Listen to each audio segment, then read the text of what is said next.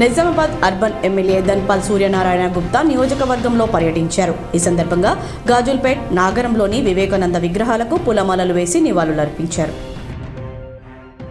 బాల్కొండ మండలం నాగపూర్లో నూతన గ్రామ పంచాయతీ భవనాన్ని శుక్రవారం మాజీ మంత్రి ఎమ్మెల్యే వేముల ప్రశాంత్ రెడ్డి ప్రారంభించారు. 20 లక్షల రూపాయల వ్యయంతో నిర్మించారు. సిరికొండ మండలంలో చీమన్పల్లి గ్రామాల్లో యువజన సంఘాల ఆధ్వర్యంలో వివేకానంద జయంతిని యువజన నాయకులు వివేకానంద విగ్రహానికి పూలమాలలు వేసి జయంతిని ఘనంగా నిర్వహించారు. ఆర్మూర్ మున్సిపాలిటీ ఆలూరులలో ప్రజాపాలన డాటా ఎంట్రీ కొనసాగుతోంది.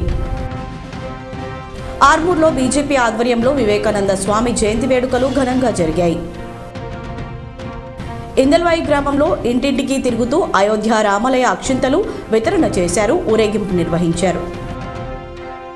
సిరికొండ మండల కేంద్రంలోని గ్రామ పంచాయతీ ఆవరణలో వికసిత్ భారత్ కార్యక్రమంలో భాగంగా కేంద్ర ప్రభుత్వం అమలు చేస్తున్న పథకాల గురించి ప్రజలకు అవగాహన కల్పించడం జరిగింది.